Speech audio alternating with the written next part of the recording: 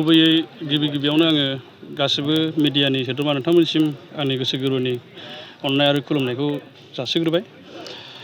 गुबैयै जोंनि बे टारगेटआनो जाहैबाय जे जोंनि बे ओनसोलनि मानसिफोरा जों बे बन्द' सिजेनावहाय गोबां जायगायाव जों बेरायहैनायखौ नुनो मोनो आरो गोबां इन्जय खालामनायखौ नुनो मोनदों। दा जाहाथे बे बुस्थुखौ जों जोंनि लकेलावनो खालामनो हायो बिनि थाखाय जोङो गोबां वाटार स्पर्ट्स एक्टिभिटिफोरखौ जों बाव लाबोदों। किड्सफोरनि जों बे दुगैनाय, साइक्लिं खालामनाय, रलिं खालामनाय, कायाकिं बा मटर बाइक बेफोरखौ जों गासिबो बहाय लाबोदों। बेनि गुबै थांखियानो जाहैबाय जोंनि ओनसोलनि जाहाथे मानसिफोरा बे गुबुन जायगायाव थांनानै इन्जय खालामाजासे जोंनि लकेलावनो खम दामनि गेजेरावनो जों बेखौ इन्जय खालामनो हायो। बेनि थाखाय जों बे टारगेटखौ लानानै जोंनि ससाइटिया बेखौ जयै रायज्लायनानै लाबोनाय जादों आरो।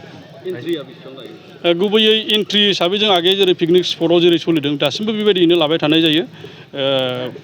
बाइक गंसेयावहाय सानै साथाम गाखोना फै जेबो जों सोमोन्दो गैया। जिखुनु बाइक हिसाबाव 50 थाखा, ओमफ्राय टट' बा 3 हुइलार आरो टट' बावहाय जों 100 थाखा, ओमफ्राय 4 हुइलारावहाय 4 हुइलार माने कार बाइक माबाफोरावहाय जोङो 200 थाखा, ओमफ्राय विंगार फैयोब्ला जों बेखौ 300 थाखा, विंगार मिनि बास बेखौ जों 300 थाखा लानाय जायो। ओमफ्राय बास गिदिर फैयोब्ला 500 थाखा लानाय जायो।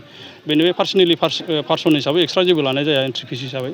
आरो बेनिफ्राय जे एक्सट्रा एक्टिभिटि खालामगोन बे एक्टिभिटिनि सायाव आलदा थागोन आरो। जेरै स्पिड बटआव गाखोयोब्ला सासेयावहाय 200 थाखा खरि लानाय जागोन। ओमफ्राय कायाकिं जेखौ जों आखाइजों नाव जावग्रा बेवहाय सासेङै गाखोजाग्रा, सानै गाखोजाग्रा दं, बिदि दङ। बेवहाय गाखोयोब्ला जों सासेयावहाय 200 थाखा खरि लानाय जागोन, 100 थाखा खरि लानाय जागोन। ओमफ्राय बेनिफ्राय जे आथिंजों सालायग्रा साथाम साब्रै गाखोग्रा जे बट दङ, दा बेवहाय जोङो सासेयाव 50 थाखा खरि लानाय जागोन आरो। रायजो राजाफोरखौ आं खावलायनाया बेनो जे बयबो जाहाथे जोंनि बे पिकनिक स्पटआव फैनानै रंजा खुसि खालामफैनो हायो। लकेसना जोंना बे बान्दोखर' गाथोन पिकनिक स्पट, बारलिमारि।